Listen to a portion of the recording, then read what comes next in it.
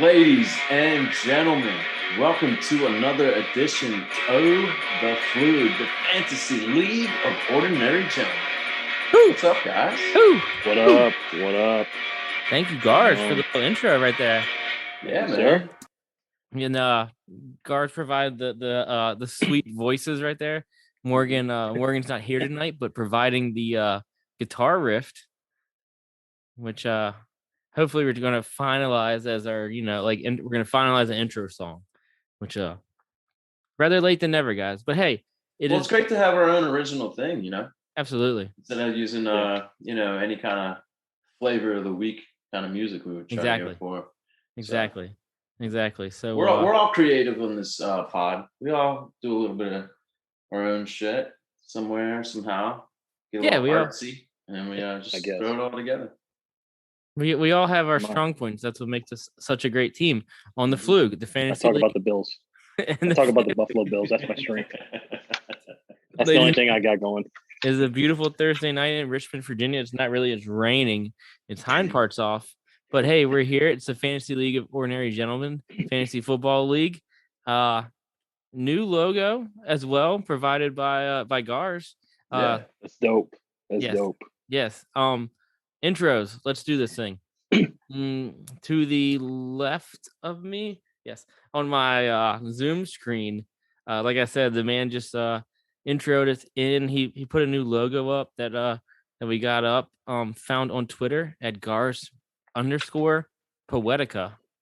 Ladies and gentlemen, Mr. Gary Drakowski. Whoop, whoop. What's up, boys? Yeah, right. What's going on? Yeah. So lately, ever since I got this one app, I've just been making nonsense and some ridiculous kind of memes. And whether it's us just texting the group or just throwing Ty's face on some Buffalo Bills Mafia, somebody jumping through a table and just putting Ty's face on it. So yeah, I mean anything I can. Yeah, anywhere. When Josh started me. I was going to say when Josh started sending me those, I couldn't stop laughing. I'd be at work, I just couldn't stop laughing. Oh god, it was just so much fun to do, and it's just hilarious just to throw, especially the group, the guys. Anytime I can find the chance to throw their face on a meme, I'm gonna do it. By God. But I came up with a cool logo, just something different. Me and Josh were talking. We want to do that codes of arms type deal. And of course, just put headphones, beer, football in the mix of it, and just have some kind of outline with it. I think it turned out pretty good, man. The three bases of life. Josh, huge bases of life. Yeah, Josh sent me that a few days ago. It's tight. I like it a lot. Yeah, it's just something that you just keep messing around with, and it turns into gold. It turns into gold. Mm-hmm. So it's gold to me. So. And also a big introduction to the guy whose biggest strength is one of 32 teams, the Buffalo Bills. Mr. Tyson Cullen. Right. What's up, brother? Well, like Josh said, it's such a beautiful night. And to steal his catchphrase, no, it's not. It's like he said, cats and dogs, rain, cats and dogs. It's probably going to be like that tomorrow. Not much. Let me just get my Bill stuff out of the way. My team can't even get through OTAs without a fight. I don't know if y'all saw that. No. John Feliciano and AJ Epineza got into it because Epineza read a screen pass and Feliciano was saying some words and Epineza threw the ball at him.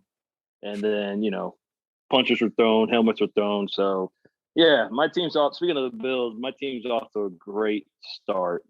And, of course, they all downplayed it, but not a good look. Not a good look. None of the other 31 teams have gotten to fight. The Buffalo Bills gets into a fight. So, have they been well, I mean, you know better than I, but have they been on the roster before this season? Yes. So, Feliciano's in his third year. Epineza is the guy they drafted last year in the second round, defensive end from Iowa. So, gotcha. I was kind of going to say, if it's somebody who's been signed off, within this past year or something like that, I can kind of see that, button heads getting used to each other. Because, when you're in the locker room almost every day, you would finally see how, you can gel with other players. So maybe it was just one of those things that just ignited at some point. So yeah. But you see other it than all the that, time, enough about the Bills. But yeah, other than that, things are good. My grandmother just turned 98. That's kind of a milestone. So Absolutely. that's kind of what I did last week, So and then I went to go see the Orioles play Sunday, and they put up 18 runs. Woo! Of course, 2 games later, in typical Orioles fashion, they get beat 14-1. So back to square one. Well, you've been to like 2 Nats games in the past 3 weekends? So I've been to, so far in the baseball season, 2 Orioles games, and I went to 1 Nats game. Where they played the Orioles. Where they played the Orioles. So technically 3 Orioles games, but 2 at Camden Yards, and 1 at the Nationals Park. So yeah. Well, Ty, just to retract a little bit, I guess with go back to the fight. I guess you'd rather them, I guess, do it now, get out of the way, especially when it gets to regular season, when they're throwing punches at another team and then they're suspended, yada yada. And you're absolutely right. It's just funny. It's just funny that none of the other teams have had it, and then the Buffalo Bills. I don't know. I just kind of found it comical. Like, really, can't even get through OTAs, and it's not even mandatory OTAs. It's volunteer OTAs. But no, you're absolutely right. You make a good point. And I was going to give you more credit where credit's due. You definitely are probably our number 1 stats guy. So so you cover all the teams. So I'm giving credit. Guys, you guys still can't find Ty anywhere because he is a social media ghost. But hey, there's still nothing wrong with that. Hey, I got a new phone, right? Yes. Now people can see me. Well, on the Zoom, anyways. But still, on the podcast, hey, John Cena, you can't see me. I kind of missed that smoke room kind of deal you had earlier before. I kind of want to take a picture and send it to everybody and be like, look what Ty got. I think so. I did a Zoom with some family, and I swear somebody in my family was able to get a hold of like my screen and like took a screenshot of basically me and basically like you just said, in a smoke shack. So I forget. I think it's my cousin Kyle. I'll have to get that, and if I do, I'll show it to you. Hell yeah! Can't wait. Can't wait. Yeah. Garth, what are you drinking? We're going back. We're not really going in order, but cool. Yeah, let's get right into it. I got something that's local to Richmond, Virginia. Legends Hazy Days IPA. It's pretty good. Not too bad. It's a great beer. Mm-hmm. My dad's favorite beer. Yeah, I've been getting a lot more into hazies. I used to do like the double IPAs and like all of those, and they became too much and way too bitter. So yeah. Hazies are kind of one of my favorites nowadays. They're good. Bell's has a good one. It's called Bell's Official or Bell's Original. I think it's official. Really good. Huge fan. Huge. I'm enjoying the very last one of my Virginia Beer Company birthday packet I was sent by the great one, Christopher Willie. It is a 100% Zappa West Coast style Indian Pale Ale IPA. It's called Smash or Stash. And so the Smash is single malt and single hop. That's abbreviation for it. That's what's up, dude. And then I guess the Stash Strong, I checked my beer in on Untapped, and the Stash Strong, I think, is a thing that was going. It's for brain cancer research. Nice. Oh, so, cool. So very cool. Well, that's one of our biggest contributors. Like that we always like to follow. Virginia Beer Company. And dude, you know what? You got to talk to the Willies and be like, dude, where's our Flug beer? How amazing would that be? Dude, like a seasonal. I'd take that any day. I will promote that to the heavens. We would get kegs of it. Oh hell yeah! Did you imagine the label to it? Shit, we can use our logo. Yeah, you would make it. You would make it. I already did. That Flug beer out there. All right. So we're good. You guys can follow me. Ty, you got that heavy water? That agua. Yeah, that agua. Hell yeah. Staying hydrated, baby. That's what I'm talking about. Stay hydrated. You already know. You can follow me on Twitter at jhicks804. You can follow all of us on Twitter at @theflug_FF. Guys, go check out our website, www.theflug.com. And Spotify, Instagram, Podbean. Just search the Flug and hit subscribe, 5-star reviews. And that's it. Let's nice. Good? Am I missing anything? I always feel like I am. I think so. Last time we met, I mean, we haven't seen each other in a little while. Last time we all hung out together was our first rookie draft of the year. Nice. We have our next one next weekend, but can't wait.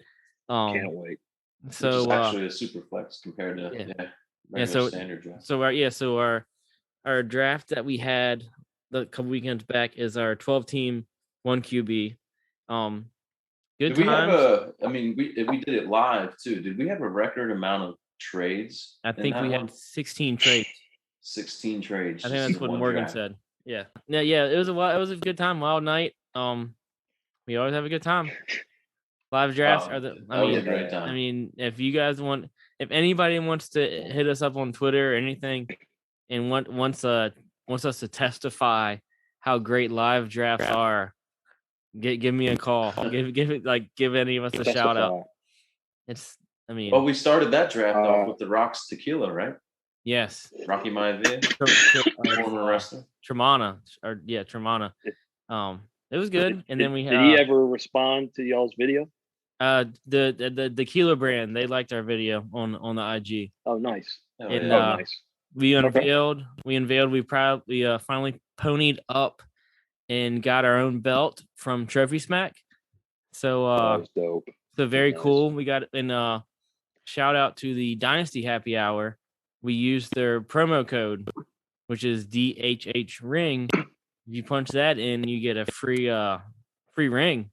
Oh, nice. So we bought the belt and we got a free ring. The bling ring, I think, is what it's called.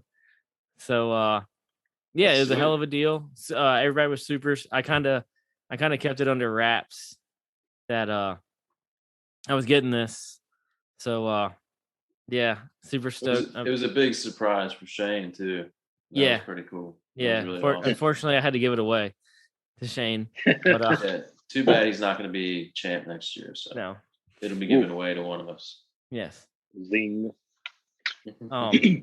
So good time. Yeah, first draft of the year in the books. So and on to the next one. The next one's Superflex, and I know a lot of people are transitioning to Superflex, which is awesome. But I mean, I like doing both still. I don't even think, Ty, it's kind of it's good to do both in my opinion because it keeps you on your toes. Yeah, absolutely. Yeah, I mean, I drafted for Joe and Joe, Jumbo. Yeah. And I was like the first person to take quarterback and got shit for it, but if you had looked at his team, he needed a quarterback. He was down to one quarterback, but yeah, it was definitely different because I think the next quarterback taken was like pick 16 or something. I'd have to look at your draft board again, but it wasn't that. It was a lot longer. So yeah, it definitely was a learning experience for me because that was my first ever with a one quarterback, or I haven't done a one quarterback thing in a long time. So yeah, I mean, if you look at one QB rookie drafts, Lawrence was going 8, 9, 10. If you looked at a lot of mocks and a lot of ADP, he was going right there. So I mean, you drafted what, 7, 8, something like that? 7, yeah. I mean, you're right there. Yeah, I mean, like I said, he needed a quarterback, and that was his main position he needed. Yeah. So yeah, no worries. And so yeah, good times. For the first one in the books, and again, on to our Superflex next weekend. So stay tuned, and we can give you updates. So anyways, like we said, all right. So The next couple of weeks, we're going to do some division reviews, a little off season. I mean, we all know what happened in free agency. Of course, there was a big one this past weekend with Julio Jones signing with the Titans, which is why we're going to kick this next couple pods off with division reviews and we're starting with the AFC South with the aforementioned Julio Jones in the Titans. So we're going to rock this, include draft picks, kind of overall just what they did. Onward, guys, right? Yeah. All right. So like we said, we're gonna start with the Titans. Obviously, the biggest news. I mean, all pro, a fantasy football, icon for the past decade? I don't know, ish. Yeah. Short of a decade. Julio Jones was traded to the Titans on Sunday. I mean, I guess they have 2 wide receiver ones now. I don't know. I mean, I'm all in for it. Sign me up. I mean, I'm a Julio owner. I'm holding him. I don't see. I mean, I know he's up there, but I don't think you're going to get anything that good. I mean, and then we're talking dynasty right now. Sorry. I don't know. I mean, if you're going to get anything, I don't know if you're good at first for him. I mean, I've seen on one of the league our trade calculator, he was like 15.3 points. Mm-hmm. So I mean, I guess depending on where you are in the first, you could trade, but more so like a late first because of his age, I would guess. For the most part. But I guess just speaking just football too, though, everybody's a winner in this. I mean, if you're AJ Brown, you get to learn from, like you said, one of the greats. How many people have gotten 1,800 yards receiving in 1 year? Not many. Not many. It's pretty many. And last year at 31 years old, not last year, I'm sorry, the year before. Mm-hmm. So he was 30. I'm sorry. He was 30. Yeah. He had 1,300 yards at 30 years old. And I was looking, he had at least 1,300 yards. I think it was it was either 2014 or 2015, but 5 years in a row of 1,300 yards. I mean, that's insane. That's just unheard of. And then he's got a great running back in Derrick Henry. He's arguably the best running back that he's ever played with. Yeah. Ryan Tannehill, I mean, he just had a great year of 33 touchdowns and 3,800 yards, and that was with Corey Davis. Yeah. Along with AJ Brown. Now you got Julio, and they just picked up Josh Reynolds, who had his best year last year. I mean, yeah, like you said, if you're a Titans fan, you're salivating at this offense. And they picked up Brian Hill as a backup running back, who he was pretty good, 4.65 yards. But yeah, this offense, they've been known for defense for a long time, and now their defense really sucked last year. Now they're going to start becoming known for offense because, like I said, Frank Vrabel, it's a smash mouth football, but they're going from a defensive team to an offensive team. Absolutely, and I mean this, and then we go back to, let's talk about, obviously, I think this kind of goes to Tannehill, but like you said, his numbers have been pretty damn good. I mean, I saw one thing on Twitter, they put him and Mahomes side by side, and the numbers there's not a huge difference. Mm-hmm. So, I mean, I don't know. And then, of course, you guys know I always like to look at targets. I mean, Ty already mentioned Corey Davis. I mean, him leaving frees up 92 targets. You've got John, who's gone, frees up 65. Yep. And Adam Humphries is gone. That's another 35. So, I mean, the volume is there. Yeah, it's close to 150 open targets, but I think there's a chance. I mean, this team could probably pass more. I mean, of course, Arthur Smith, who was the offensive coordinator, went to Atlanta too, which is kind of funny. I mean, with Julio coming from Atlanta, being traded to here. So what I saw too was pretty interesting that Todd Downing, the new offensive coordinator, he was the tight ends coach from 2019 and 2020 for Tennessee. And before Arthur Smith became the offensive coordinator, he was the tight ends coach from 2014 to 2018. So whoever the next tight ends coach is going to be boosted up to the offensive coordinator. But besides that, like, I think it's going to be interesting, dude. This before the Julio signing, you could have said AJ Brown was going to get a monster amount of targets. I think this actually helps seeing less eyes on AJ Brown for sure, and having to, be able to cover somebody like Julio Jones, which is an extreme upgrade from Corey Davis. Yeah. I mean, Julio only played 9 games last year, but he's had like well over 100,000 yard season. So this is gonna be interesting, dude. To see him over there. This obviously bumps Josh Reynolds down a little bit. They do have Des Fitzpatrick that they drafted. Anthony Ferguson is somebody like, I mean, I'm pretty much interested. I'm interested in all that too. With Jonnu gone. But the depth at wide receiver isn't really that big. So but you also got to think about this too, guys. Tennessee's defense is on the decline. So there's a possibility that they're going to have to throw more.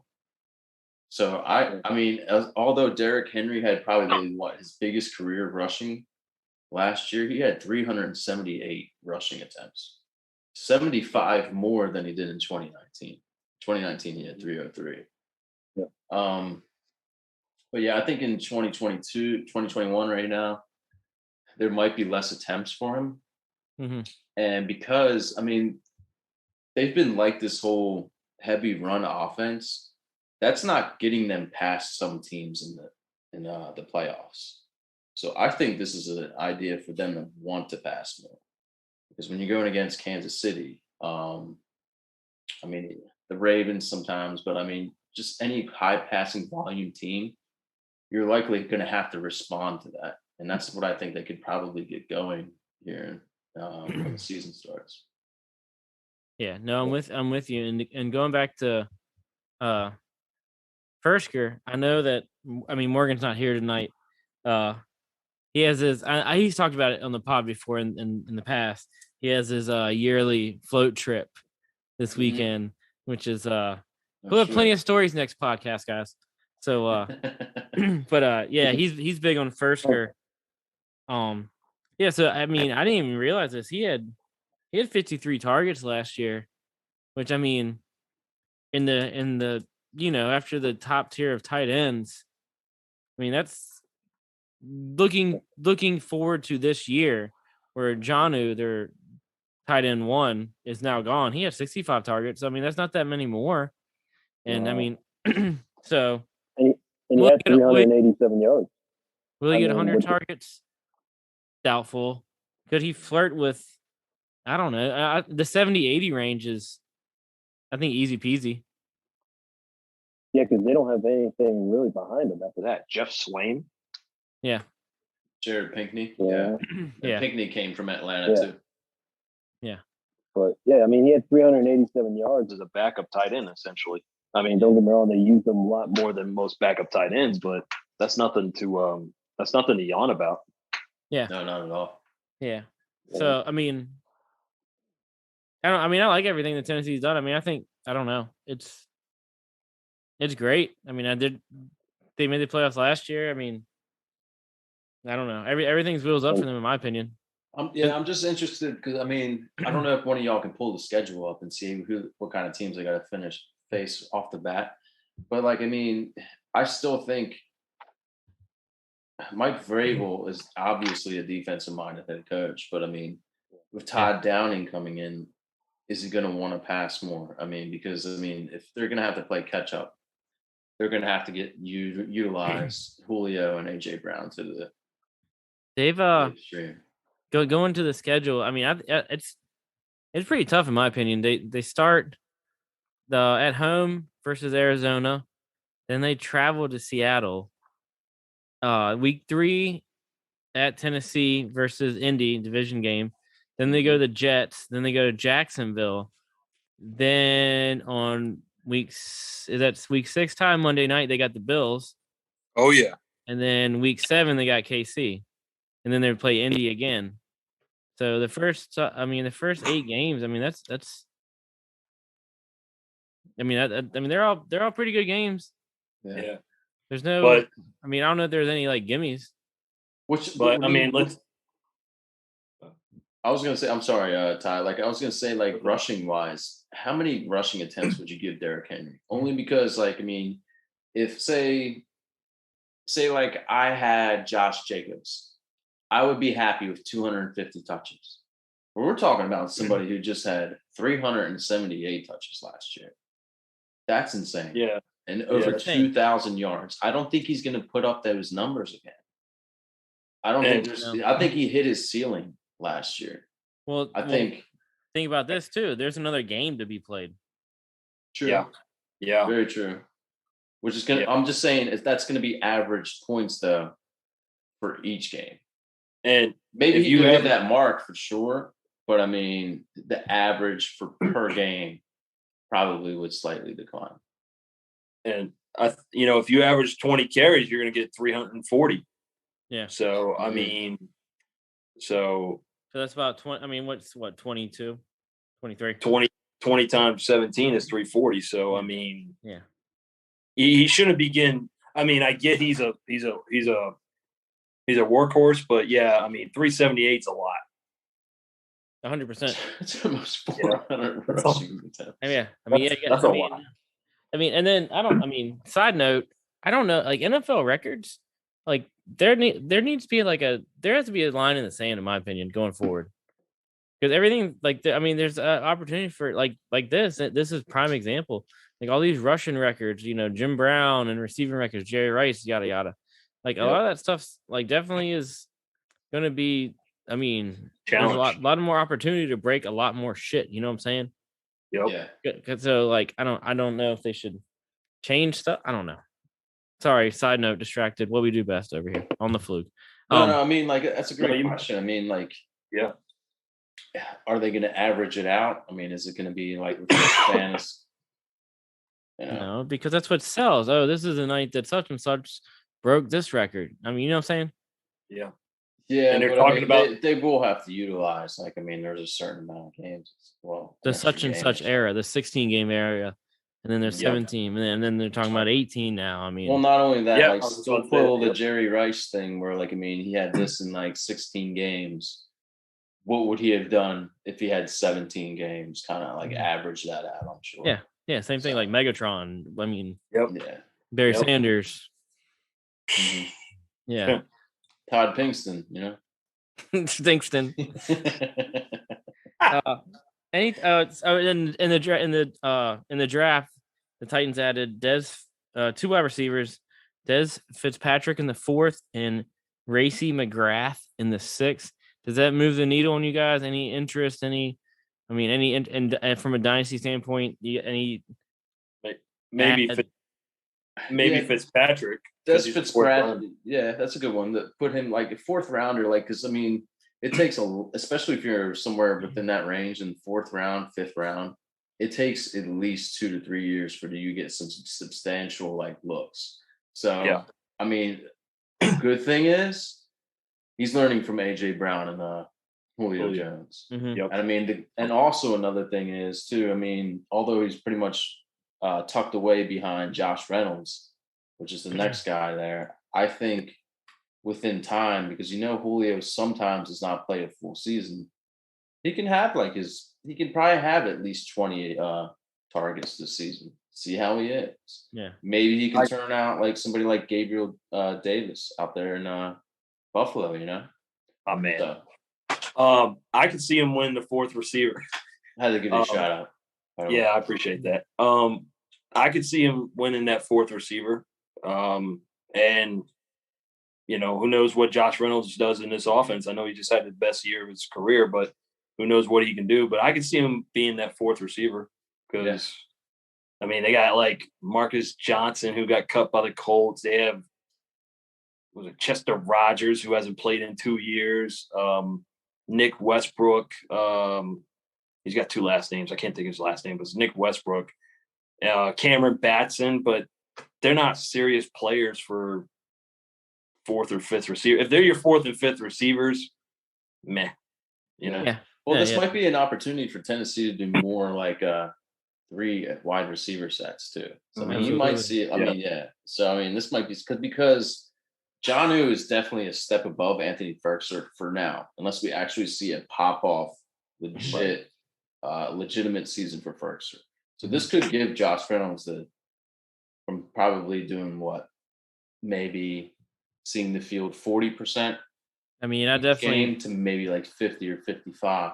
You know. Mm-hmm. Yeah, I mean, I put him in the almost in the first go range. I mean, 60. Yeah. I don't see him 60-ish target, 60, 70. Yeah, I'd say like 50 to 60. Yeah. Because, I mean, if somebody like Julio will probably get around 90, close to 100, I think A.J. Brown's going to be the monster of the crowd. Yeah, I mean, that's what we haven't talked much A.J. Brown. I mean, do you guys have him? Are you guys like him or DK? I mean, let's swing for the fences. Him or DK? Asking for a friend. Well, the thing is, like, I mean, it's interesting because Seattle was actually going for Julio at one point too.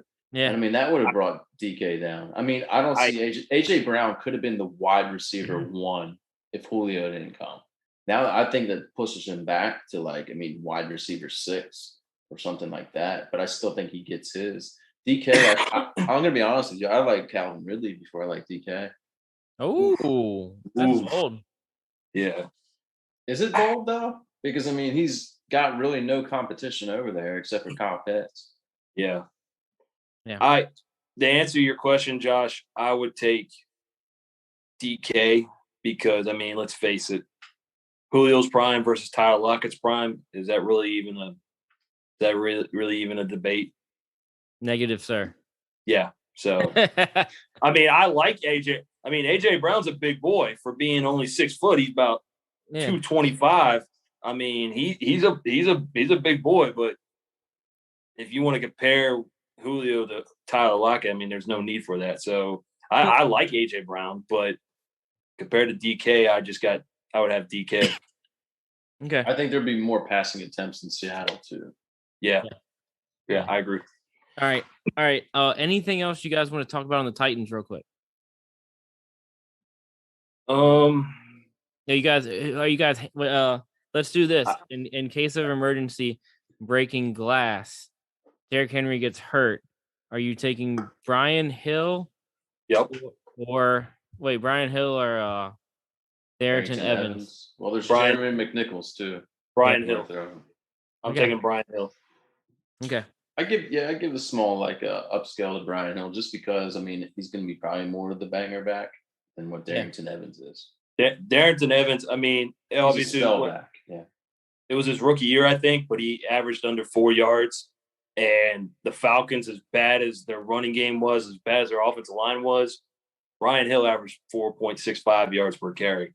And I thought that there was a few games and maybe even several games where he was better than Gurley.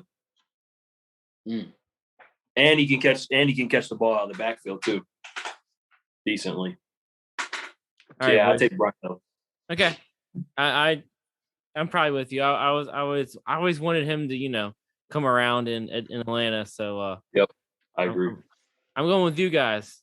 It'd be like Mostert, one of those journeymen for years. Mm-hmm. So he finally hits the spot. D'Angelo Williams. Oh. All right, boys. Let's switch gears. Probably the team we'll talk the least about is let's get Houston. I mean, whatever. Let's get them out of the way. I'm sorry. Not to Wait, is this not the best team in the league? It's or this division at least. I want to talk more than 2 minutes. Or the best team for tanking, I should say. You can bet on the DraftKings sports book.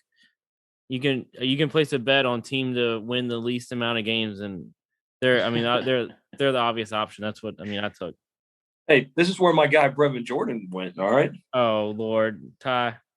Dude, all right. With the competition he has, and aging fucking Jordan Akins and Khalil Warring, who hasn't played but last season he was out for 2 years or something like that.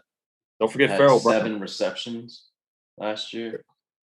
Farrell Brown too. I think Brevin Jordan would be okay. All right, gentlemen. Here we go. Did we just sum up all of Houston right there? So they added they added Rex Burkhead last week. Weeks before that, they added Philip Lindsay, who I was always a fan of.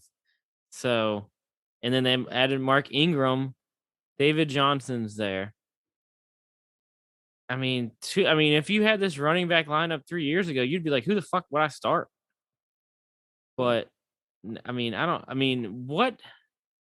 Wow, where do I go with this? Here's my hosting duties in a nutshell. What player would you even? What is the number one player you want off the Texans if you had to draft in a Let's just do a redraft right now. Are we assuming Watson is out? Yeah. Okay. Who would you even take off this? Like, if you had to draft one Texan, who would it be? Brandon Cooks. I'd have to agree on that. Okay. And that's it. Maybe David Johnson, but that's a really far stretch. But Brandon Cooks. Well, Brandon Cooks would have to be my wide receiver 4, whereas David Johnson would have to be my running back 3 at the least. Right now, you got Tyrod starting. Essentially, right now. Do you guys disagree?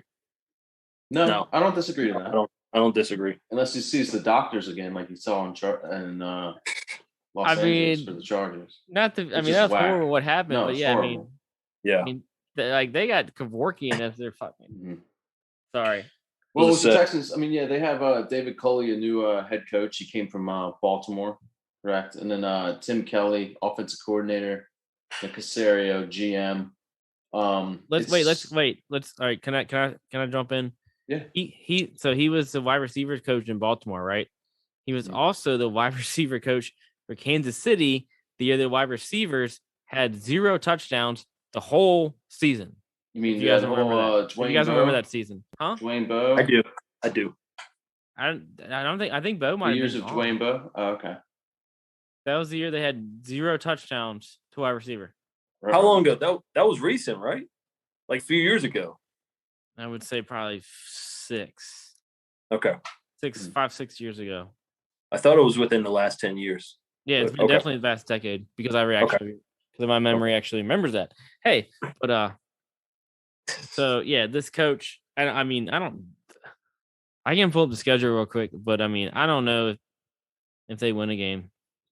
Well, obviously we got Desean Watson, who pretty much he's got so much legal issues right now, whether he's going to be on the field at all for any team in 2021. But we just recently heard he wants out. One of his biggest considerations was Denver, obviously, because there's not a lot of competition over there. Which would be interesting. It's legal issues aside. He's a great player on the field. Like you said, Tyrod Taylor could probably possibly play, but Davis Mills is also somebody they got from Stanford in round 3, which was the first pick of 2021 draft. So you think he could beat out Tyrod? It depends. Obviously, because this team is so like the biggest question mark of the league, I wouldn't be surprised if they went with Tyrod being the veteran. This Davis Mills would literally have to light up the show on OTAs for him. Because they also have Jeff Driscoll. Yeah, Jeff Driscoll's too. They had Ryan Finley, but they got rid of him. Yeah. All those guys I just mentioned, I think I looked it up. All 3 of those guys completed 55% passes or less. Mm-hmm. Well, I think Davis Mills will get his, but it will obviously be, I'd say, before midway through the season, like week 5, week 6. When that team is obviously deteriorating, like we all imagine. Yeah. So we already kind of talked about their draft picks. They didn't start drafting to the 3rd round, which is great for a team that's awful. They have they got Nico Collins, wide receiver, Michigan, I believe. Then, like they said, they got the quarterback Davis Mills, which was actually their first pick in the draft. And then Ty's boy Brevin Jordan, jersey in the mail. But no, I mean some fantasy. I mean some fantasy guys are into him, but I mean guys, I don't want to tell you. I mean this is just. I'm not. I mean I don't know. Does any play? I mean does anything move the needle for you on this team? Like I said, other than Brandon Cooks, that's about it. And then okay, so let me follow. If you were able to get a late pick in this draft, I mean, I would take a stab at any of the running backs.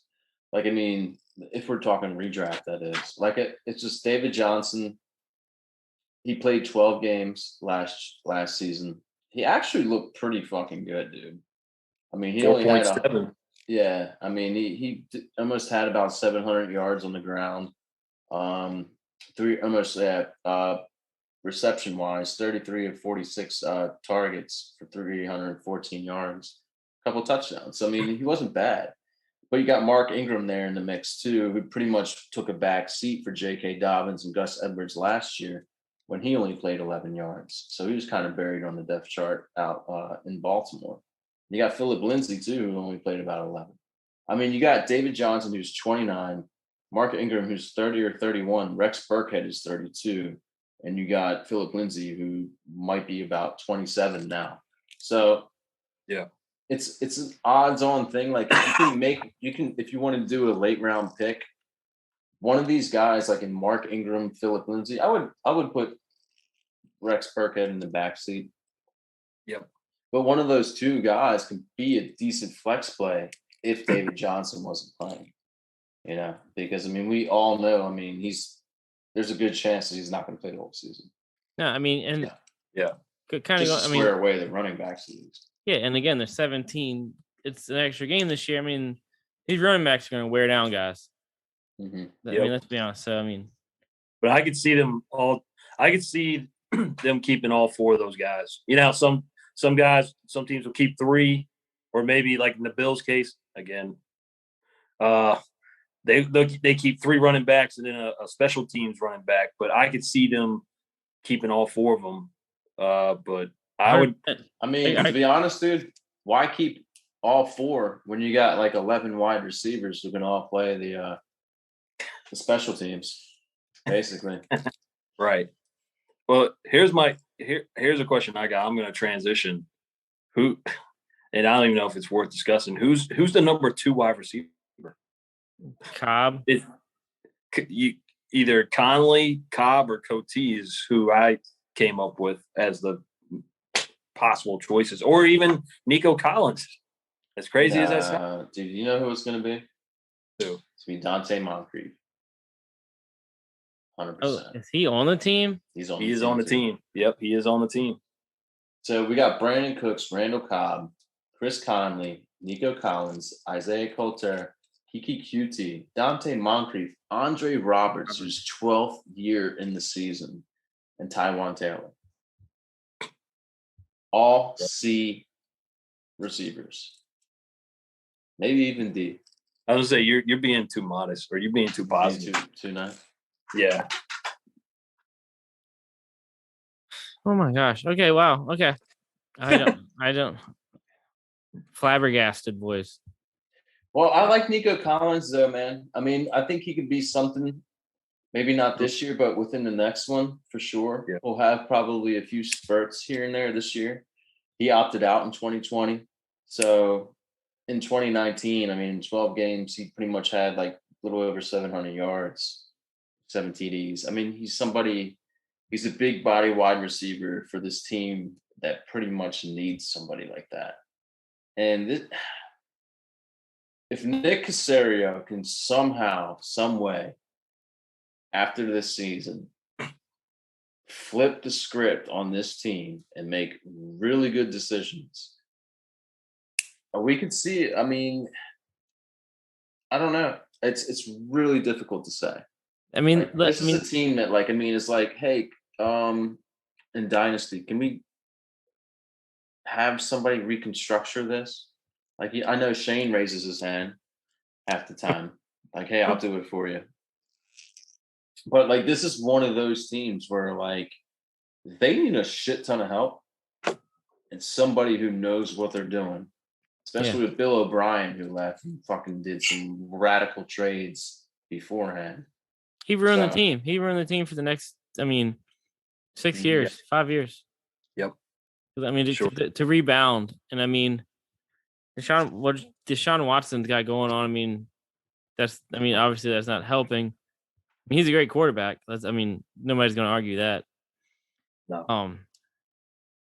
But I mean, let's be honest. I mean, they're probably in the running for the number 1 pick, right? Next year, minus something crazy happening. Yeah.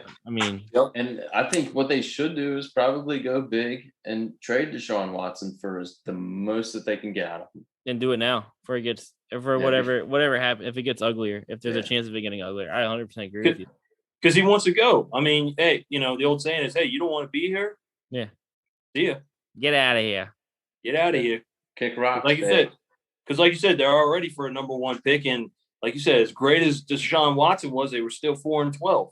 Yeah. So I think what Desean Watson wanted was Eric Bieniemy. Yep. And it just did not happen. Yeah. Yep. Yeah. And I mean, you're right. I mean, and say the timeline that we're saying they end up with the number 1 pick. I mean, this is a team that if walking up to the stage with the number 1 pick, they should definitely try to get more picks, in my opinion, because one pick isn't gonna fix this team. Let's be honest. Right. Do what Miami did. Miami traded all their great players, and we all thought, man, that's stupid. Back in 2019, they ended up winning 5 games. And then the very next year, last year, they won 10 games, and they had 9 or 10 picks this year. Yeah. They have more next year, I think, still, right? I think so, yeah. They look like they're on fire. They're still using Houston's picks. What we're talking about now. Yeah, Laramie Tunsil. Yeah. So learn from what the Dolphins did, and so. All right, I think that's the limit on the Houstons. Let's switch, guys. Let's talk about Indy. Obviously the biggest point of this is Phillip Rivers retired after his one year tour in Indy. Went over 4,000 yards. They went to the playoffs, lost to the Bills first round. There you go, Ty. And from there, they went and they got Carson Wentz in a trade that I think it's contingent on how many games Wentz plays. I think if Wentz plays, it's like over 12%. Yeah. So then it turns into a first round pick, I think. Mm-hmm. So, I don't know, guards. I mean, obviously you've watched more Carson Wentz than probably the other 2 of us here. And this Zoom, I mean, obviously last year was pretty bad. The Eagles O-line got a lot of the rap for it. So now he goes back to having Frank Wright as a coach where they won the Super Bowl. And then, I mean, obviously, like I just said, the O-line got a lot of flack last season. Now they go to the Colts, which, I mean, it's been a perennial top 5, easy top 10 O-line. Oh, yeah. Quentin Nelson. Nelson's a beast. Yeah, absolutely. Yeah, I agree. He had his 2017 MVP supposed season before he went down after 13 games. I mean, the Eagles were 11-2 at that point. Mm-hmm. So, I mean, Frank Reich being the Eagles offensive coordinator, that's a very good connection between him and Wentz. So obviously that's where he wanted to be traded. We did see speculation that the Bears were interested in him, but he didn't want to go to Chicago whatsoever. So seeing him going to Indy is really interesting. Like you said, Josh, they have a really stout offensive line. So, I mean, they have a very great running back in Jonathan Taylor, who I think he's pretty much one of the next perennial running backs in this league, with it being his second year. I mean, he's got a little bit of competition with Marlon Mack coming back from that ACL tear and signing one more year with the team. But we're looking at Jonathan Taylor, who had about 230 touches last year. I still think he gets that, maybe a little bit more. I mean, Marlon Mack can help spell him, but that definitely makes me wonder. I still consider Jonathan Taylor like a top 12 back. Most people were like grabbing him like in fantasy for like a top 5. But I think like with Marlon Mack there, with Nyheim Hines, with the fact that, I mean, Carson Wentz is used to using a rotational back sometimes back in Philly, that maybe that's exactly what it's going to be like. Nyheim Hines could be that Boston Scott kind of deal. Jonathan Taylor can be that why am I drawing a blank? 2 down back, at least. I mean, he's going to be at least 2 down back. And Nyheim Hines, I mean, he had what did I write? 63 catches, 482 yards, and 4 touchdowns. So I mean, you don't want to run this. You don't want to run this young buck, ragged by his second year. But he, like you said, he's a stud. I didn't realize he had 11 touchdowns, and he averaged about 5 yards a carry for his rookie year. I mean, I couldn't agree more. He's going to be awesome. Well, that's something too. I mean, he could be great for the goal line touches, but 11 touchdowns is quite significant. I mean, will that go down? Will it be at least par from this past year too? Especially when you got Marlon Mack back now as well. But I mean, I think with Wentz being on the team, it's going to add a lot more juice. Phillip Rivers is much more of a pocket passer, whereas Wentz can scramble quite a bit. And as long as his mechanics are completely different than last year, which I'm sure Frank Reich is going to help try and add his mix into like what he's been missing last year. And I mean, it could be a lot of things. It could be a lot of things where Carson thought he had the job. Jalen Hurts is right here shadowing him. So it could be a lot of things. And then I think it'll be an interesting year. He's got some pretty significant guys to throw to in T.Y. Hilton, Michael Pittman. I still like Paris Campbell. You got somebody like Zach Pascoe. You can argue that this wide receiver crew was better than what Wentz had in 2019 when he was throwing ridiculous passes, and 2020. Oh, that's bold, Gary. I mean, I mean, when you had somebody like who was it? Deshaun Jackson and Alshon Jeffrey too being out. Yeah. No, I would argue that you might see a little bit of a bump on T.Y. Hilton and Michael Pittman for sure, but I also really, really like Paris Campbell. I think Pittman will take. I think Pittman will take another level, take it to the next step, and you haven't seen the full Paris Campbell. I'm with you on that one. And like you said, Zach Pascal actually had a pretty good season. 629 yards and 5 touchdowns, which was actually more than Pittman. I think Pittman missed some games, but still, I mean, he missed 3. Pittman missed 3. Pascal 71 targets to Pittman 61. Mm-hmm. Hines was second on the team with 76. You already said that. I'm sorry. No, I didn't say the targets. I said the catches. But yeah, I mean, Zach Pascal, he had a good season for probably someone that nobody had ever heard of other than Norfolk, Virginia people, because he went to ODU. I think also too, with Wentz being in Philly, I think the underrated picks here are Jack Doyle and Mo Alley Cox. But I mean, so let's go. So we're talking about the wide receivers. I mean, so Rivers threw the ball 543 times last year. Give Wentz that, dude. Do you think? All right, so Jonathan Taylor, 232 rushing attempts, Hines 89, Wilkins 84. That's kind of sneaky. That Wilkins right there, 84. I mean, that's nobody would have thought that, right? No, but I think he'll go back down to being the number 4 running back. I think he plays behind Hines and behind Mack.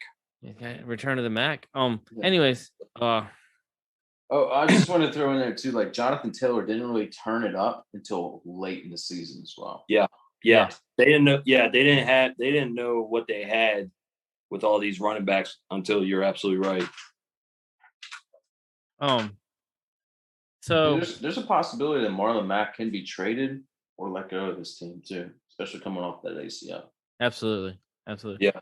So, I mean, I guess kind of before I got sidetracked, I mean, do you think that, I mean, is 500 attempts par for Wentz? You guys think over, under? I mean, if he plays all 17 games, then yeah, obviously he's got, health is going to be the main issue for him, and what their commitment is to feeding Jonathan Taylor, and because again, this running back room is pretty good.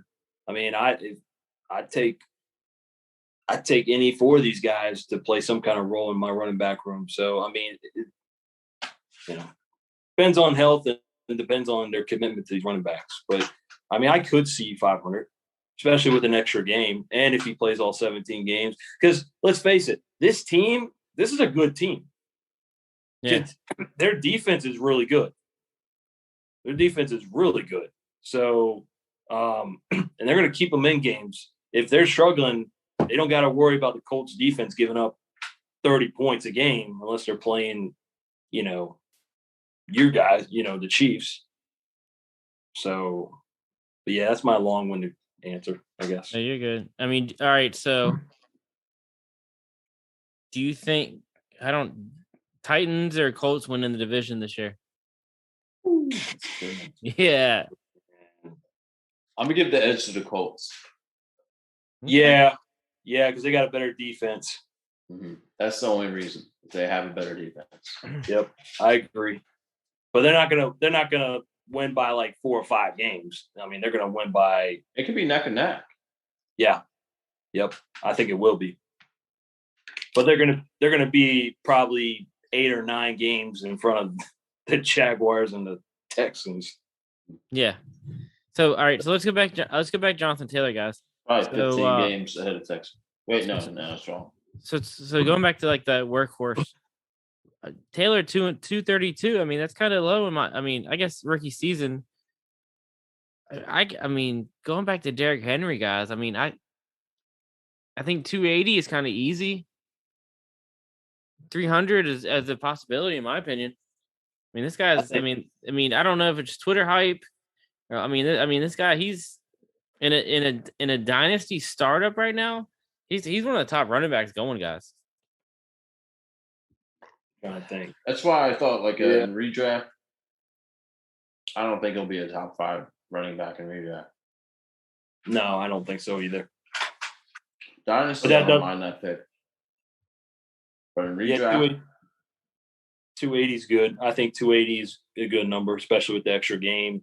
And I think wasn't he hurt or sometimes they kind of for a little bit they were kind of mixing up their running backs. Like Hines was that Thursday night game against the Titans, he ran all over them. So there was times where they were game planning. They weren't just going with that one back, that conventional one back. They were kind of game planning. So I wanted to go to last year. Their offense was 10th in the league. But in passing attempts, they were 20th. So I kind of think that changes with Wentz to where they're probably going to be at least mid-pack. I got you. So that way, I mean, the rushing aspect, they were 10th in rushing attempts. So if you go on Dynasty Trade Calculator, if you go to their rankings I just went 12-team half-point PPR Dynasty League, 1 QB. Jonathan Taylor is your number 2 running back, guys. Damn. No, I get it. Nothing wrong with that. Yeah. He's got a great offensive line. Yep. He's a great guy between the tackles. He came off after week 10, after against Green Bay is when he lit it up. Mm-hmm. Mm-hmm. So it doesn't surprise me at all. 5 yards of carry, and he ran all over, and he ran all over Buffalo. He had a good playoff game too. The only thing that scares me is what is Marlon Mack going to look like? At this point, I'm kind of like, who cares? Yeah, I'm kind of like Josh. I feel the same way. True, but I would rather get Ezekiel Elliott than Jonathan Taylor. In what? Dynasty or redraft? Redraft, not dynasty. Okay. This is dynasty, but yeah. Mm-hmm. I'm going off basis of 2021. Yeah. Like, I mean, I just think the good thing is they can do a lot of RPOs with Carson Wentz, which definitely would help Jonathan Taylor's progress for each touch. I would say. Mm-hmm. Just the only thing is, I would put a lot of significant backs in the amount of touches he has compared to the other ones. That's the only thing I'm saying. Because I do see Indy doing like a rotational type deal. You remember when Nyheim Hines had like those? Yeah, against the Titans. Anything 20 to 30 point games. Mm-hmm. Yeah, it was a second week. It was the first or second week, and then he had it against the Titans in that Thursday night game. And when you have 4 healthy backs instead of just 3, that can go any which way. Yeah. It just cuts into his volume, that's all. Yeah. All right, guys. Anything else you guys want to touch on the Colts? I didn't realize until I was looking it up. I didn't realize this is just random. I didn't realize Trey Burton is no longer with the Colts, or that he signed with anybody. He's just hanging out. He's just hanging out. So now they're down to basically Jack Doyle, Mo Alley Cox. Doyle rolls. And they drafted this kid, Kylan Granson, out of SMU, who and I'm a big stat guy. I know a lot of people are all about the 4.340s or the, benching 31 times on the 225, but he did have a good career production, 129 catches, 1,800 yards, and 16 touchdowns. And I get that was at SMU, the American Athletic Conference, but I mean that's still nothing to yawn about. That's still a good career. I don't care. You're right. Show me on the field. Don't show me in some kind of like shit where you're not facing against anybody else. Yeah, that's Doug Flutie said it. He said he was talking about quarterbacks. He's like, I don't want the quarterback that looks like, one of these Greek gods. I want the guy that can perform when it's prime time. And that's what Flutie was. Which I'll throw to you right now, right? Carson Wentz, QB right now. His backups are Jacob Eason, Sam Ehlinger, who was picked up in round 6. Yeah. Ehlinger from Texas threw over 11,000 yards and rushed for 1,700 yards. Mm-hmm. That's making him throwing like 200. I did a little bit of the math. 200, at least 250 yards per game. So if Carson Wentz gets hurt, I think Sam Ehlinger is not going to be a bad backup for him. Yeah, because I don't think they're sold on Eason. Right. You're not gonna sign another QB. You're not into him. Yeah, my thought. But yeah, I could maybe see Kylan Granson sneaking into something. He was 4th round choice. That's a sleeper. I like that. That's really good. Trust me, I was looking at him too. I was like, shit. Yeah, when they were looking up tight ends, he was one of my favorite ones. Again, just by stats. Again, I know that's not everything, but and a team of quarterback who doesn't mind throwing to the tight end at all, too. Yep. Yeah, Ertz. You know this. Ertz and Dallas Goedert were 2 of his favorite targets. Yep. So that's all I got. You guys want to jump on to the last team of the night? Oh. Yep. All right, guys. This one's fancy. Yeah. Start strong and strong, right, guys? Let's go to the Jags, dude. I mean, they're got a lot to talk about. Yeah. So obviously with the number 1 overall pick, they took Trevor Lawrence, quarterback out of Clemson. Everybody, I mean, I'm in on them. I don't know anybody who's, shitting on them. So I'm super excited. And then in the first round again, they took the second rookie running back, Travis Etienne out of Clemson. So a Clemson combo right there.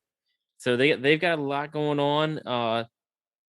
They got in free. So they still have LaVisca Chenault from last year's draft. He has a lot of hype, a lot of Twitter hype. Everybody's, I mean, a lot of people are in on him. They lost Keelan Cole and Chris Conley. No big deal, my opinion. They got a veteran in Marvin Jones, and then of course they have DJ Chark still. So I mean, that's kind of a big overview. Sorry to cover so much so little, but we can jump into it. They got Tim Tebow.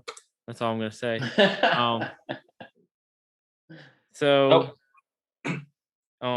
That's the biggest question mark for me is the tight ends situation for that team.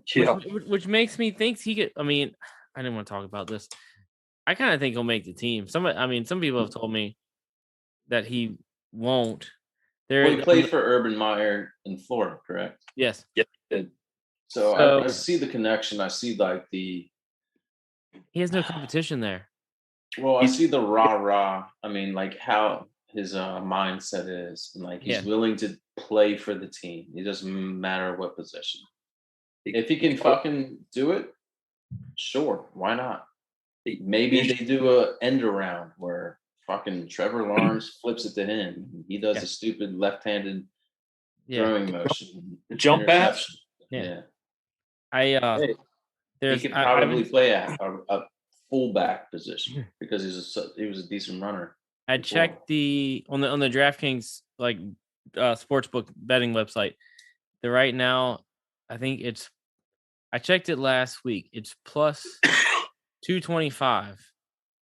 So a $1 bet pays $202.25. You can do the math going forward. But as long as he scores a touchdown, it's plus 225. So he scores one touchdown this season. I'm not trying to blow all my money for a week one starts, but I really kind of want to place that bet. I mean, not a bad bet to go for. I don't see. You look at their tight ends, Eifert and O'Shaughnessy. I mean, neither one scream out, tight end number one, let alone tight end number two. Well, Eifert's a dinosaur, and O'Shaughnessy didn't really do a whole lot.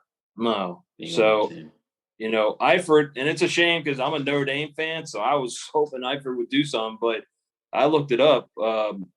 He's been in the league for 8 years, and only 4 of them has he played in double-digit games. And he's only played in 1 year, which was 2019. He played all 16 games. Okay. Well, the thing is, too, I mean, I'll give it to Tim Tebow. In this aspect is the only way I could see Tim Tebow being a factor. He already knows the QB position, which means he already knows where he needs to be because he used to govern the whole squad. The only thing I can see is him being one of those tight ends who knows where the zone read is and be able to capitalize and fit into that zone, able to be free for a pass. Yeah. And I mean, obviously with him and Urban Meyer having a connection back in Florida, maybe somehow that gels. I mean, will he get cut? Possibly. But I mean, if he does factor in, I think the only problem is I don't have a problem with him catching. I don't have a problem with him, like I said, reading zone. I don't have a problem with him possibly reading routes because he's probably seen it all throughout his life and his career in football and how to do it. All I want to know, if you're going to play tight end, are you going to block well? Can he block well? Can he at least chip off the line to disrupt any defensive end? And if he can, okay, he's a viable tight end. Is he going to be a fantasy top 20, 15 tight end? Probably not. But he can be viable for that team as a rotational tight end, I would say. Possibly. Yeah. There's just not a lot going on at tight end for that team. So, I mean. Right. I honestly thought they were going to go for somebody like Pat Freiermuth. I thought in the second round, early second round, Pat Freiermuth. Get it. And they could have because they had the 33rd pick. Yeah. And they ended up going corner. They went Tyson Campbell. Mm-hmm. And Freiermuth went a little bit later with Pittsburgh. 55. I think. So they could have easily gotten him. Right. Frying beef would be the tight end one if Kyle Pitts was not relevant. Yeah. In this draft. But kind of getting off the tight end situation, I don't know how well they're going to do, but they brought in competition. I mean, like you said, they brought in Marvin Jones, who I know he's 31 years old, but 3 out of the last 4 years, he's had 9 touchdowns in each year. And then he just had a career high, which I know Kenny Golladay was hurt, but he had a career high in catches. He had his second most receiving yards. If nothing else, it's someone for the young guys like DJ Chark and Laviska Shenault to lean on.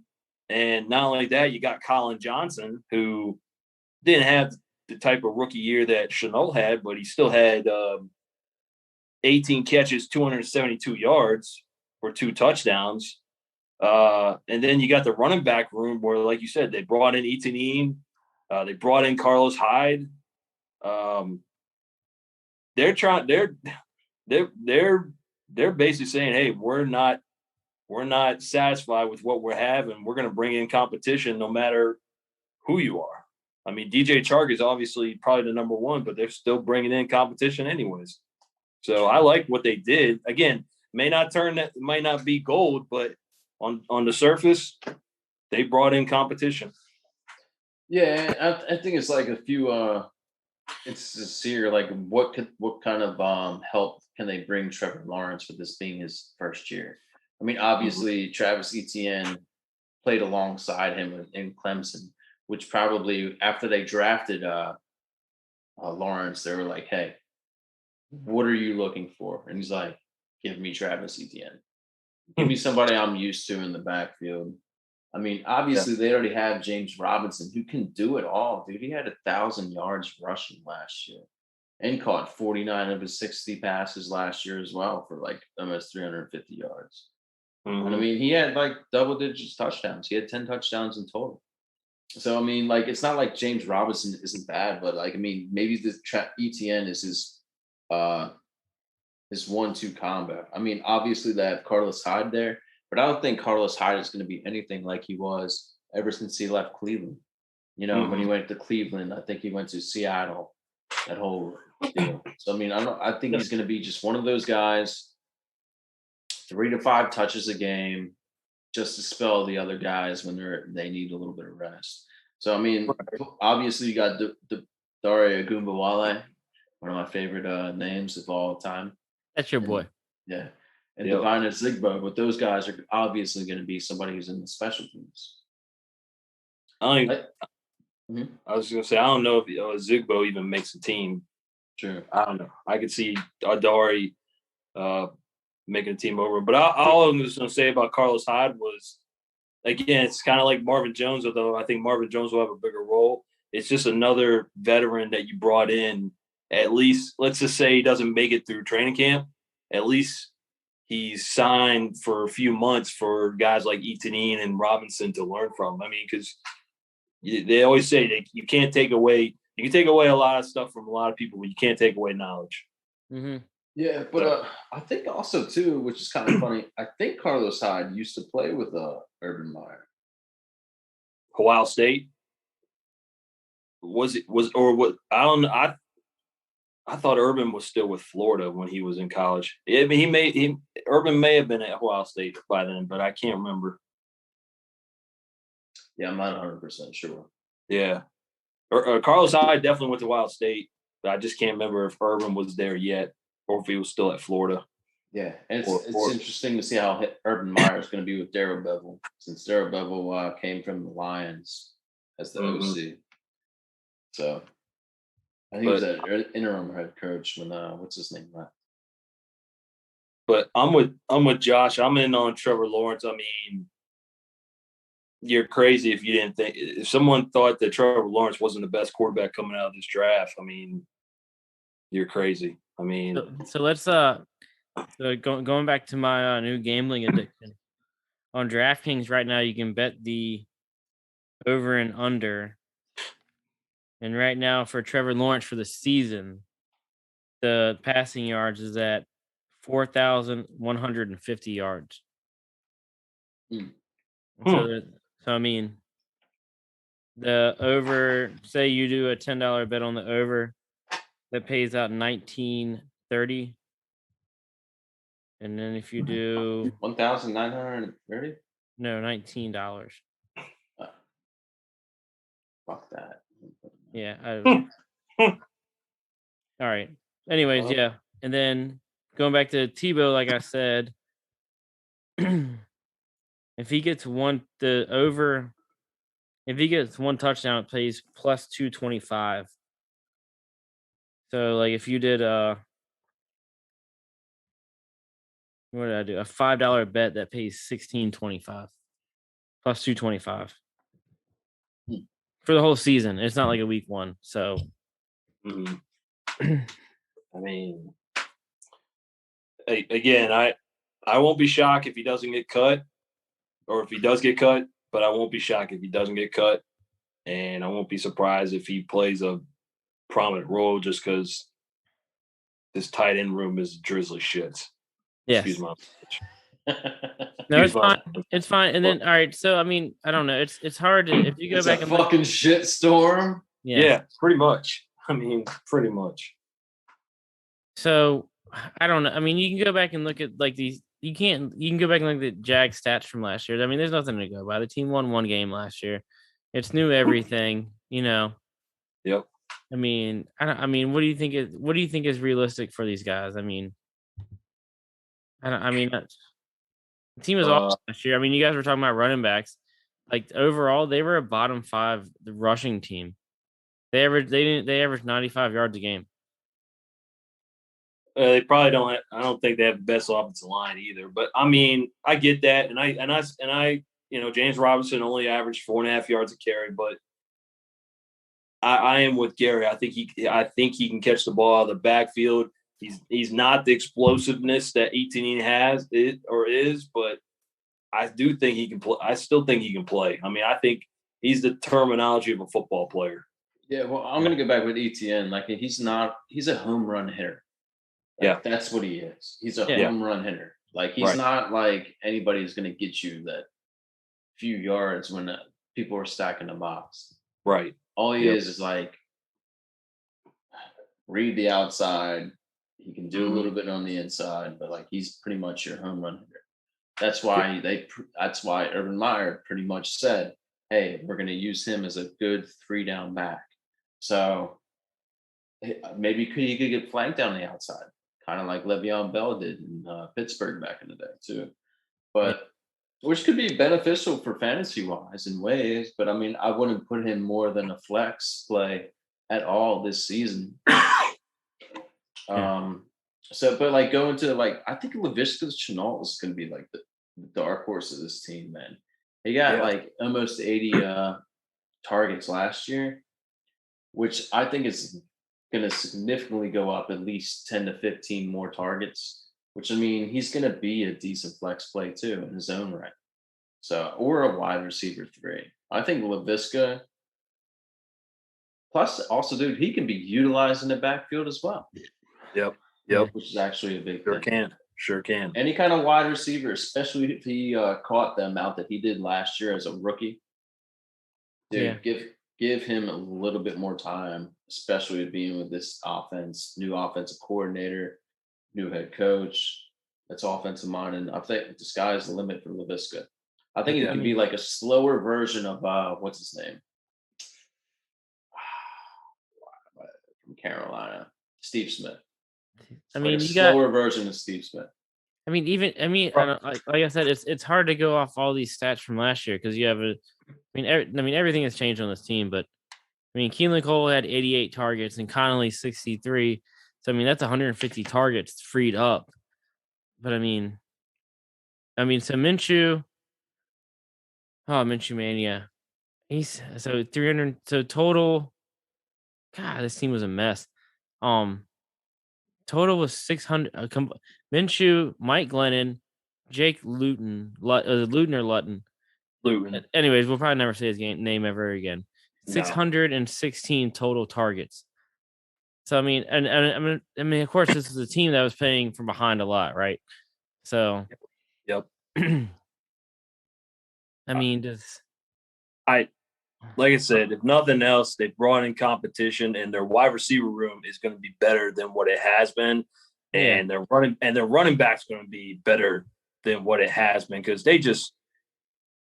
I just thought they ran James Robinson ragged. I mean, until the last game or last 2 games or whatever it was when they put in Dario Ogunbowale. Ogunbowale. Dude, don't ever screw that name up again. Ogun. Dario Ogun. Just say Ogun Bowale, and you got it. Ogun. That's all I'm gonna say. So say Ogun. Ogun. That's what I got. Bowale. So I mean, besides the last 1 or 2 games, it was basically James Robinson. So, like I said, I don't know what they're gonna do, but like I said, nothing else. I keep saying it. They've brought in competition, and both the running backs and wide receiver rooms look better than they did before. Right. So. Exactly.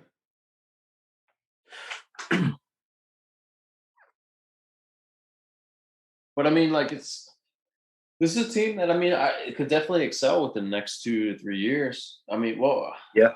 If not next year, or 2022, definitely 2023. I think they just need a better wide receiver one. I think Laviska is going to be a great wide receiver too. I mean, obviously Marvin Jones is going to age within that time. DJ Chark is not bad, but I mean, we did see Urban Meyer not really. He wasn't happy. If you guys seen the news too with DJ Chark, he wanted to bulk up a little bit. Yeah. So I think that's one thing because DJ Chark had a fucking great 2019 season, dude. Yeah, a little over 1,000 yards in ATV. Touchdowns that year. So I mean, I think if they want DJ Chark to be the number one, he's got to show it this year. Because if he doesn't, they're going to look otherwise. You know? Yeah. From what I saw, they weren't happy about DJ Chark, but they were raving over Chenault. Let's go quarterback. Let's talk dynasty. Let's do dynasty rankings. 12 team, half point PPR.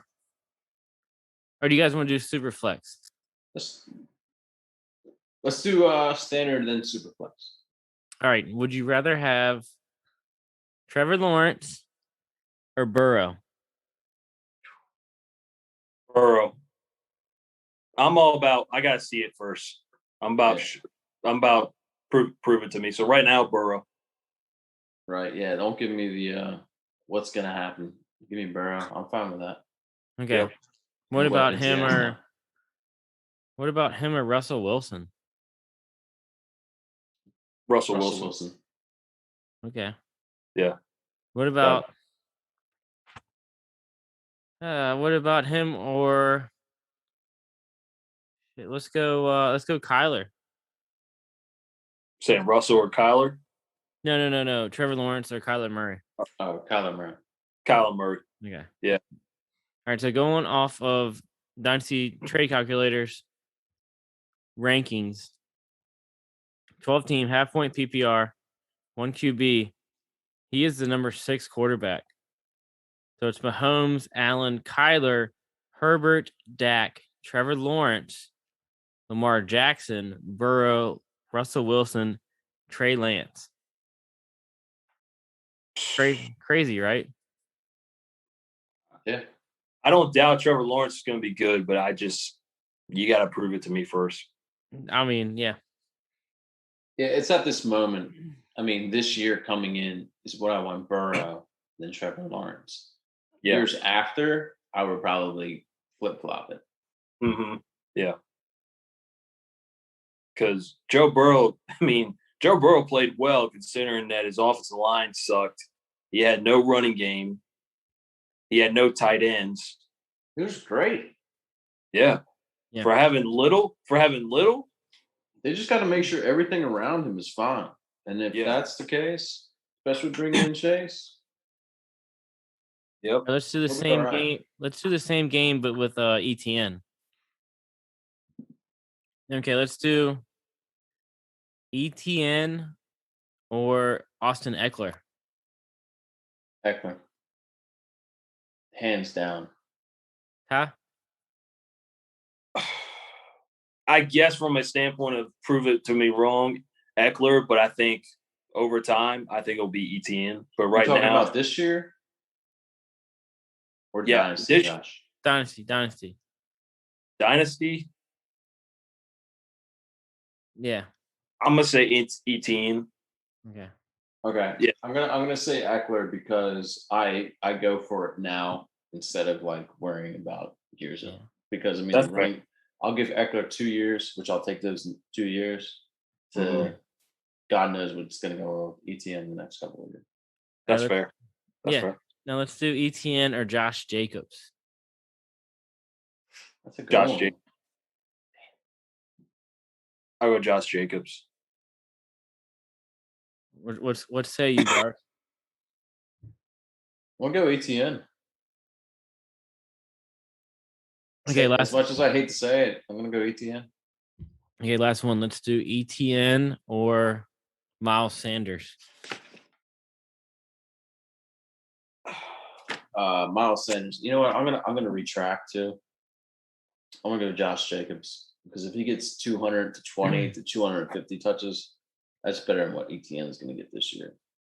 I'm gonna go Miles. So I'm gonna go Miles Sanders. I'll put Josh Jacobs and Miles ahead of them.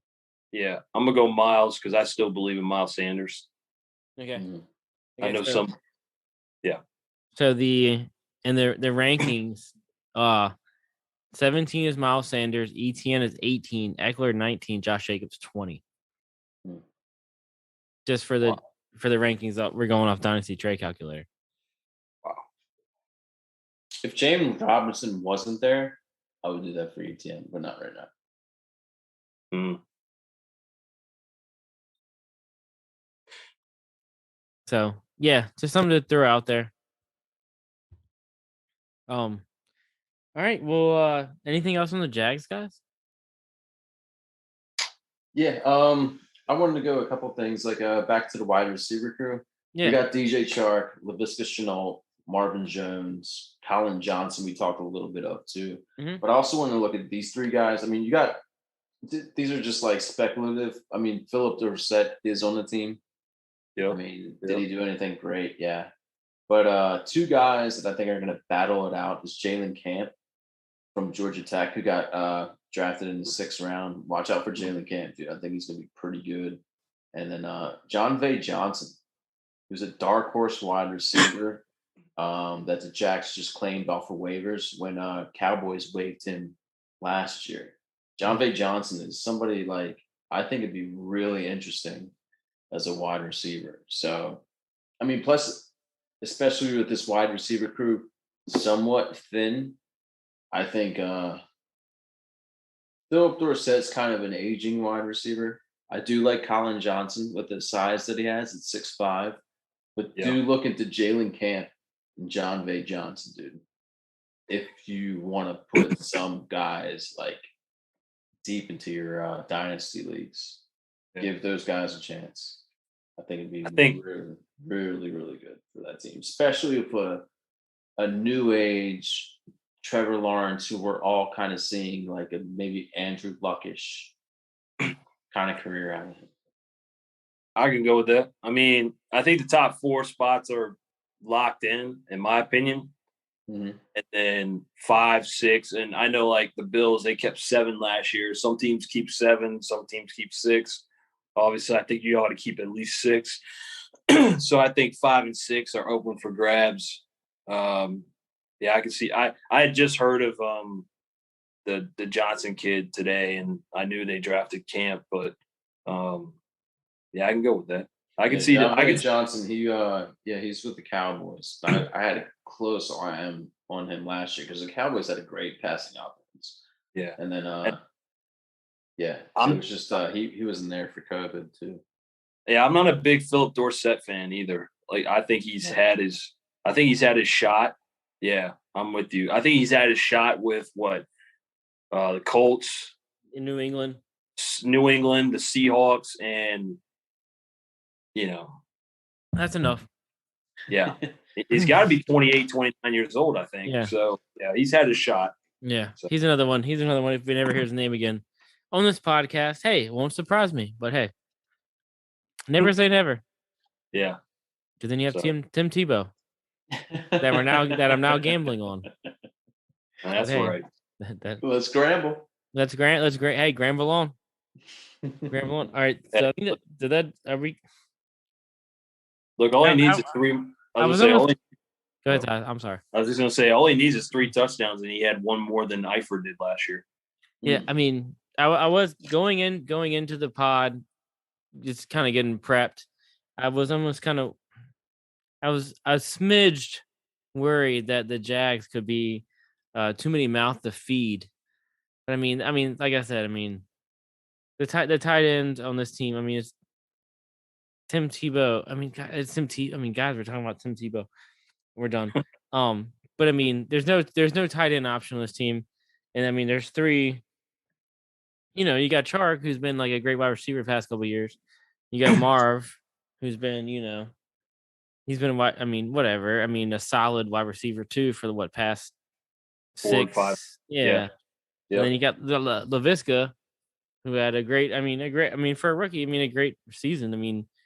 Maybe not fantasy, but definitely a 1-2-3 combo. And like I said, again, just volume wise, you have Keelan Cole and Conley leaving. So yeah, I think LaVisca Chenault's going to be good, and he was probably among top 5 rookie wide receivers, probably because obviously Justin Jefferson stood out, and then there was a few other people kind of Claypool. I forgot about Claypool, and Higgins, but they all kind of like besides Jefferson, they all kind of crunched in together, like 5 or 6 of them. Yeah, so. and then going to targets. Something I think that we haven't addressed yet that I think should probably be factored in. You have this Trevor Lawrence, Travis Etienne combo. Something that's been established. Their collegiate careers. And I think the dump off to Etienne is going to be something that should be, heavily factored. This guy could. I don't know. Could he be? Maybe not this year, but next 2 or 3 years, could Etienne be one of the top receiving running backs in the NFL? Absolutely, in my opinion. Yeah, I agree. Could he be? What's the new Kamara, yeah. 81 targets consistently every year. Could Etienne flirt with that? Absolutely. Yeah. He's got Kamara like skills. There's no question about it. No question. Stupid ads. All right, guys. Well, anything else on the Jags? Hell to the no. To the no. Hell to the no. All right. Well, there's no more teams in this division, so I guess we're done. Yeah. I can't wait till we do the AFC East. By the way. Yeah. Anyways, that's for another week. I just said that. So one Sorry, division. I had to throw it out there. One division down, 7 to go. We're gonna knock these out. Super stoked to be doing this again. A refresher. Yeah. So that definitely. Kind of like a slow time right now. The Julio trade, obviously, kind of sent a lot of ripples throughout, fantasy, NFL, all the communities. So super stoked for that. Can I interrupt real quick? Yeah, rock and roll. That was something I started thinking about the Colts, about Julio. There was something I didn't bring up. What did y'all think about what Tennessee gave up and what they got back? Because I thought Tennessee didn't give up that much for Julio. It felt like Atlanta was just trying to get rid of him, or maybe the age is a big reason why they didn't give up much. What are your thoughts on that? So I definitely think they're getting. I think there's a window to some extent. You have Derrick Henry, who we've talked about, is getting stupid, crazy attempts. Rushing attempts. Yeah. They're running him down. They also, everybody says when is the wheels going to fall off, but he keeps on, cranking out all these rushing. He keeps going, but AJ Brown will be there consistent. With free agency, all the stupid shit in the NFL. But and Tannehill's I think 33. Yeah. I don't know. I don't know if they're in a. I think they're definitely in a window. You know what I'm saying? Yeah. But I mean, I just thought Atlanta could have gotten more back for Julio. Yeah. Instead of a pick next year and then a pick the following year. I just thought they could have gotten a lot more back, like another pick. I thought they could have gotten 3 picks maybe out of it, but maybe I'm no. And I think something else that has to be factored in is that the cap went down because all the COVID bullshit. So I mean, again, you have to figure a team that can handle his budget. I think Tannehill took a pay cut to get him on the team. Oh wow. Yeah. Yeah. No, I just thought Atlanta. I don't know. I was at the Orioles game and I just thought that when I saw that, I thought Atlanta could have gotten back more for trading Julio. Well, you got to think like an aging wide receiver, and like I mean, you're not going to get a first out of that. No, but I thought they could have gotten more than just 2 picks. I thought they could have gotten a 3rd pick, somewhere. That's all. Yeah, I mean, they got a second out of that. I mean, you're getting a possible upside player, and most likely that can be like anybody on the line or somebody like that, compared to like an aging wide receiver that you're not going to use in the next year or two. So that's my only thought. I mean, plus it was hurting them in the salary cap to where they couldn't even pay for the rookies right now. Yeah, that's why they had to get either rid of him or. Oh no, I get it. Yeah, I get it. I just thought they could have gotten back more, but I thought maybe you're right that the fact that he's 32 years old, that played a factor. But yeah, I just thought they could have gotten 3 picks instead of 2. So maybe some kind of small one, late round pick or something. I mean, I don't know. The NFL trade market, I just think it's not a fantasy football trade market, guys. I mean, I don't know. And then just everything. I don't know. It's hard to gauge everything, in my opinion. And then you got, I mean, it's said and done, but Bill O'Brien trading the craziest shit in the world. But I don't, and it's just tough to gauge. I think there's age, salary cap, all that fun shit. So Shane calls himself the trade guy. He should be the Bill O'Brien, I believe. I mean, how do the Bills trade 4 picks for Stephon Diggs, get 1 back, and then the Texans trade DeAndre Hopkins, gets 3 back, but not only trades DeAndre Hopkins, but gets a trade, or the Cardinals get a pick too. I mean, that was absurd. Again, Bill O'Brien. That was absurd. That'll never happen again. He'll never GM a team ever again. Hope not. Yeah. All right, boys. I think that's it. Good night. That was a fun. That was a fun time. Yeah, with my friends and family. Always is in the Fantasy League of Ordinary Gentlemen. Yes. All right. Well, damn, Garrett, going hard in the paint over there. I don't like sip it. I just put it on my lips, just to get a little bit of. Once it hits your lips. Yeah. Once it hits your lips. All right, guys. You can find me, Joshua T.A. Hicks, on the Twitter at jhicks884. Ty, you can't find anywhere still. You can find Ty's phone number is 757. Ty, do you know how to get on Twitter? And yes, I do. Just make an account, bro. Gary's Twitter is at Gars_Poetica. All of us are on Twitter at the Flug_FF. Please feel free to give us a shout. Anything, let us know. Again, Spotify, iTunes, Podbean, www.theflug.com. Guys, that was a fun time. I enjoyed it. Can't wait. That's right. What's the next division? To be determined. Keep the listeners on their seats. Yes. Everybody have a good weekend. We'll be back soon.